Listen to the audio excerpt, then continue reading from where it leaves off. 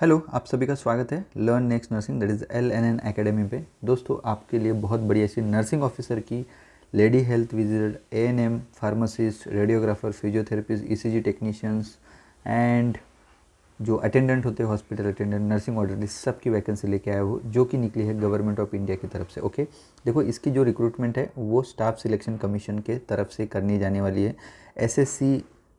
SSC के तरफ से ये एग्जामिनेशन होगी स्टाफ सिलेक्शन कमीशन के हिसाब से। ओके, एक रिक्रूटमेंट बॉडी है। इसके बाद आपको पर्टिकुलर जो गवर्नमेंट ऑफ इंडिया की जो पोस्ट है, ये टोटली परमानेंट पोस्ट है। ये परमानेंट पोस्ट भरी जाने वाली है। काफ़ी अच्छी सैलरी है। वीडियो लास्ट तक देखिए, चैनल को सब्सक्राइब कर लीजिए, बेल आइकॉन को दबा दीजिए ताकि आने वाली जो वीडियो है SSC से रिलेटेड सब कुछ मैं यहाँ पे बताऊँगा। चलो आप देख लेते वैकेंसी कहाँ निकली है। तो यहाँ पे जो सबसे पहला है ये इसके ऊपर आपको क्लिक करना है। यहाँ पे क्लिक करना है और यहाँ से अप्लाई करना है। ओके, ठीक है, ध्यान में रखना आपने। ठीक है, तो यहाँ पे हम लोग देख लेते हैं कि क्या है ये। तो इस तरीके से ये पोर्टल ओपन हो जाएगा। यहाँ पे ये देखो SSC का। ओके, 13 अप्रैल कल के दिन ही इसकी एडवर्टाइजमेंट आई है। देखो ये वेबसाइट है ssc.gov.in। यहाँ पे जाके आपको पता चल जाएगा। इंपॉर्टेंट डेट्स आपने यहाँ पे देख लो, क्या क्या इंपॉर्टेंट डेट्स है। इसके जो फॉर्म भरने हैं वो शुरू हो चुके हैं। ठीक है, लास्ट तारीख क्या है? 4 मई लास्ट तारीख है, ध्यान में रखना। 4 मई लास्ट तारीख है, ध्यान में रखना। Last date of application, okay, जो पेमेंट करने का लास्ट तारीख 5 मई तक है। ओके, अगर इसमें कुछ करेक्शन करना है तो 11 तारीख से 13 तारीख के बीच में आप फॉर्म कर सकते हो। इसका जो एग्ज़ाम है, date of computer based examination, very important, June में इसकी एग्ज़ाम होने वाली है। जून में इसकी एग्ज़ाम होने वाली है। कुछ भी डाउट है यहाँ पे आप ये कर सकते हो। देखो SSC के जो टाइम टेबल है वो एज़ पर ही चलते हैं, तो इसमें कोई भी आपको टाइम नहीं मिलने वाला है। जून में इस पर एग्ज़ाम होने वाली है, दैट इज़ वेरी इंपॉर्टेंट। ये सबसे पहली चीज़ है। हम लोग यहाँ पे देख लेते। जैसे आप यहाँ पे चले जाओगे, यहाँ पे detail information, category wise post वगैरह सब कुछ यहाँ पे दिए, तो आप देख सकते हो। जैसे लेबोरेटरी अटेंडेंट का यहाँ पे देख सकते हो। आपका वेरी इंपॉर्टेंट, आपने क्या देखना है जब भी आप यहाँ पे आओगे ना, ये इसमें आपने क्या देखना है, आपका पोस्ट देखना है। नर्सिंग ऑफिसर रहे, लेबोरेटरी अटेंडेंट है, टेक्नीशियन है, स्टेनोग्राफर रहे, कोड देखना है, रीजन देखना है। Okay, central very important, CR region देखना है आपने।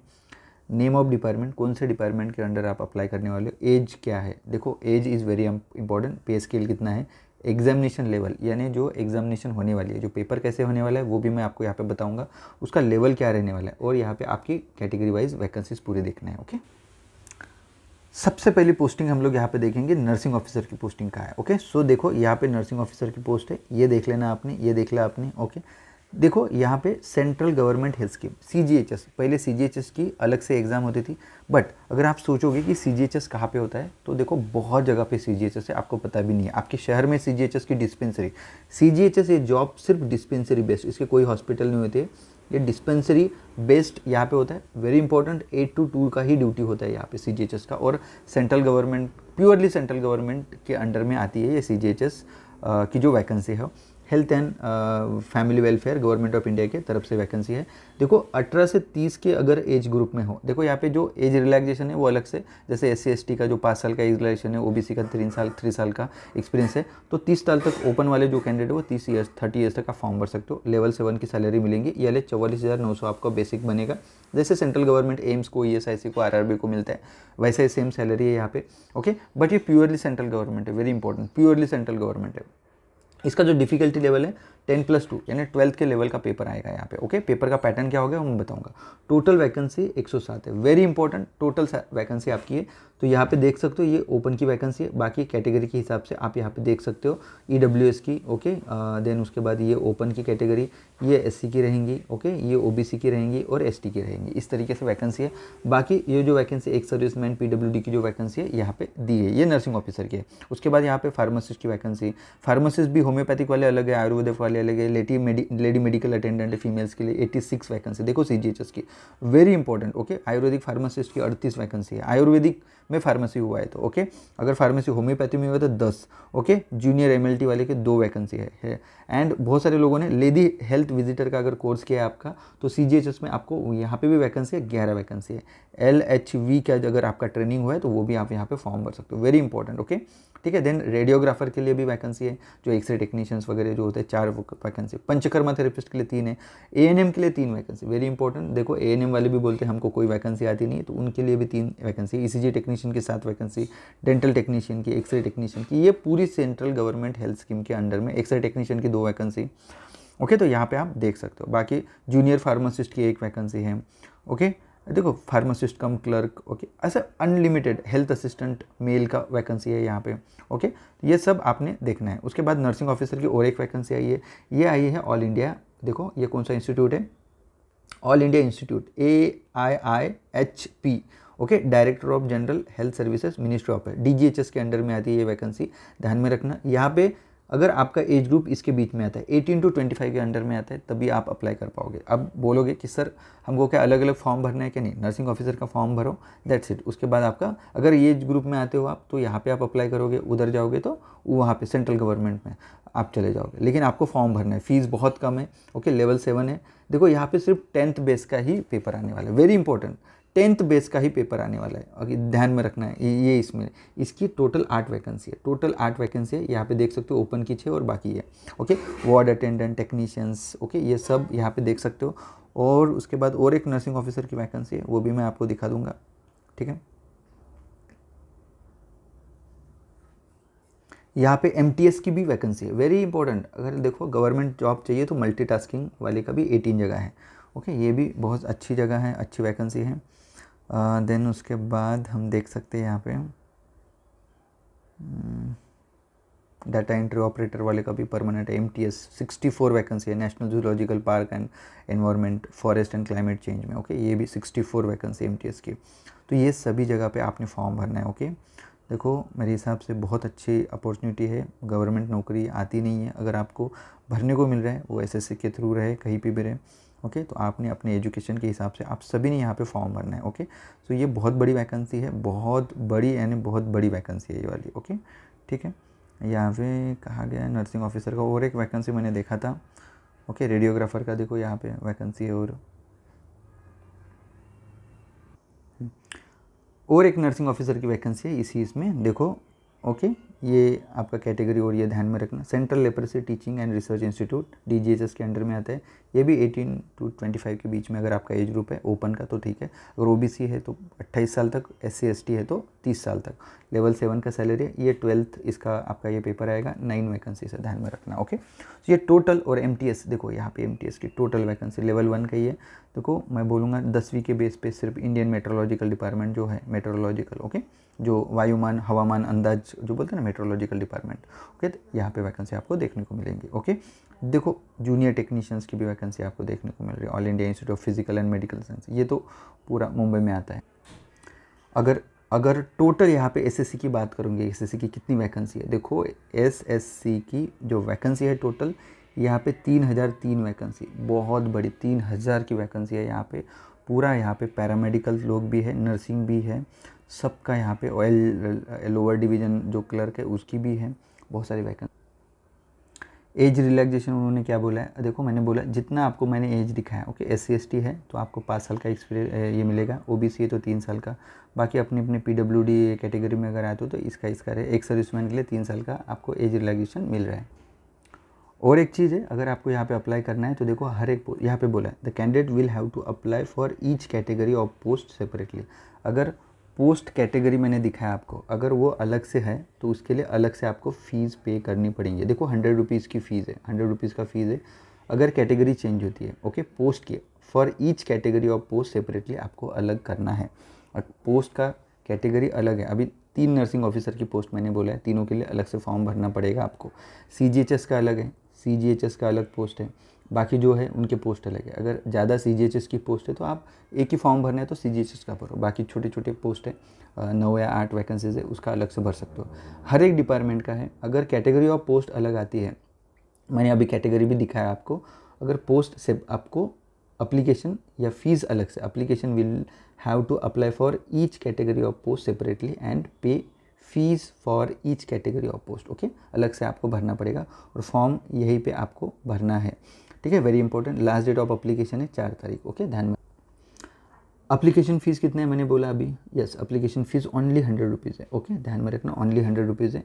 ओके, ये ऑनलाइन भर सकते हो आप। ओके, यहाँ पे बोला है the woman candidate belonging to SC category, schedule tribe, person with PWD ex serviceman candidate, कोई फीस भरने की ज़रूरत नहीं।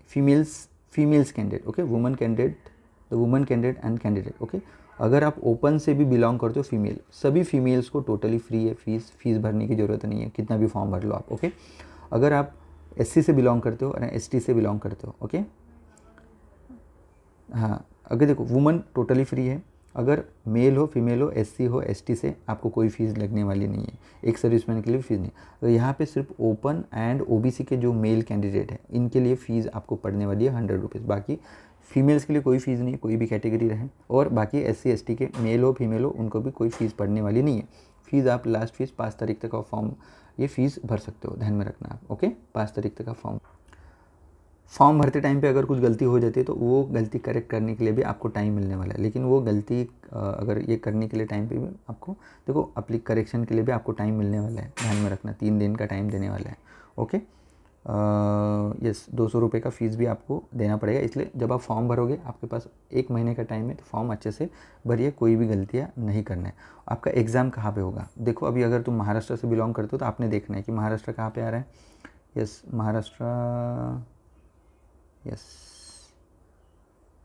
का आ रहा है, यस ये महाराष्ट्र आ रहा है। तो आपका सेंटर कहाँ पड़ेगा, अगर महाराष्ट्र से बिलोंग करते हो आप लोग, सो अहमदाबाद है, राजकोट है, वडोदरा है, अमरावती है महाराष्ट्र का, कोल्हापुर है, छत्रपति संभाजीनगर में औरंगाबाद, मुंबई, नागपुर, नासिक, पुणे, ओके, पणजी, जलगांव, नांदेड़, यहाँ पे सेंटर मिलने वाला है एसएससी का, ओके, वेस्टर्न रीजन के लिए, ओके, ठीक है। गुजरात वाले, गोवा वाले, महाराष्ट्र वालों के लिए ध्यान में रखना आपको, ओके। तो सेंटर आपके घर के पास ही मिलने वाला।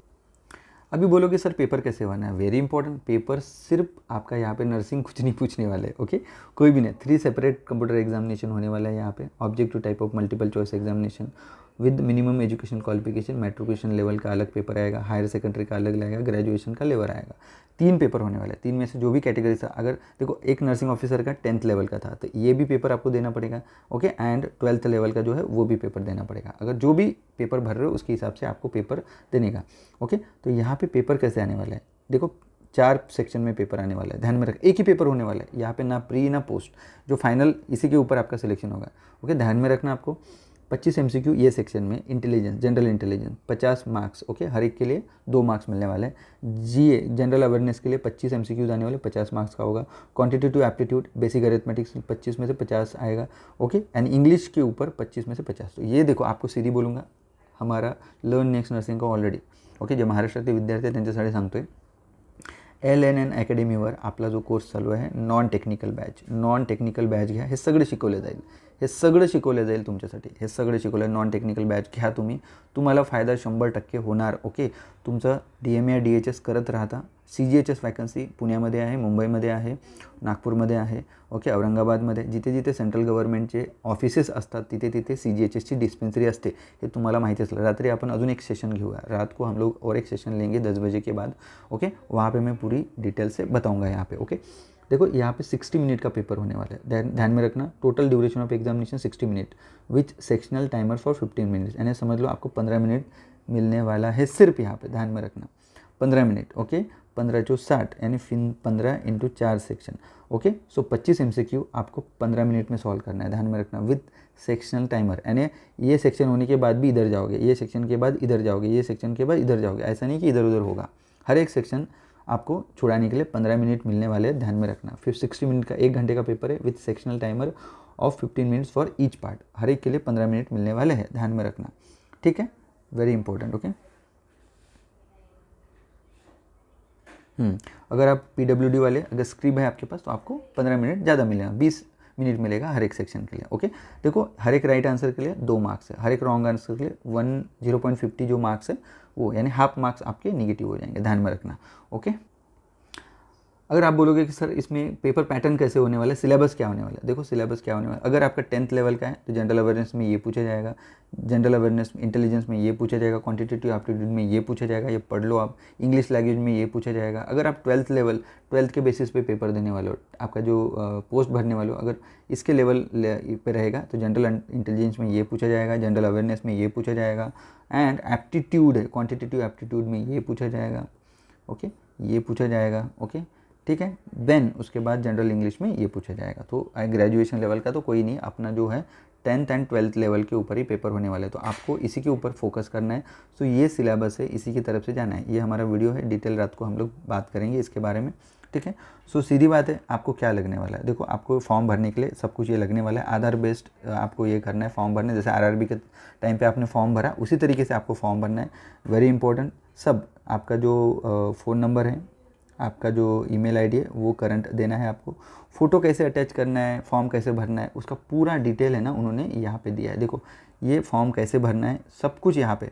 सो ये फ़ोटो कैसे अटैच करना है ये भी दिया है, आपका फ़ोटो कैसा होना चाहिए, आपका इन डिटेल फॉर्म कैसे भरना है वो भी आप यहाँ पे फॉर्म दिया है, ध्यान में रखना। देखिए यहाँ पे ये देख सकते हो ये किस तरीके से आपको फॉर्म भरते भरते आगे जाना है, ये सब कुछ पीडीएफ में दिया है। वन टाइम रजिस्ट्रेशन कैसे करना है, जैसे यूपीएससी का फॉर्म भरते हो ना, सो वन टाइम रजिस्ट्रेशन कैसे भरना है ये सब कुछ डिटेल है। ये पीडीएफ आप डाउनलोड कर लेना, ओके, एसएससी के वेबसाइट में जाके, और वहाँ पे जाके पढ़ के ये फॉर्म भरना है, ओके। सो फॉर्म भरने का भी वीडियो मेरा जल्दी आएगा। मेरे को सिर्फ आपको यही बताना है कि आपको अगर कोई भी कैटेगरी, ये सेंट्रल गवर्नमेंट का ये है सर, ईडब्ल्यूएस से फॉर्म भर रहे हो तो ईडब्ल्यूएस का सर्टिफिकेट 1 अप्रैल 2026 के बाद का चाहिए आपको, ओके।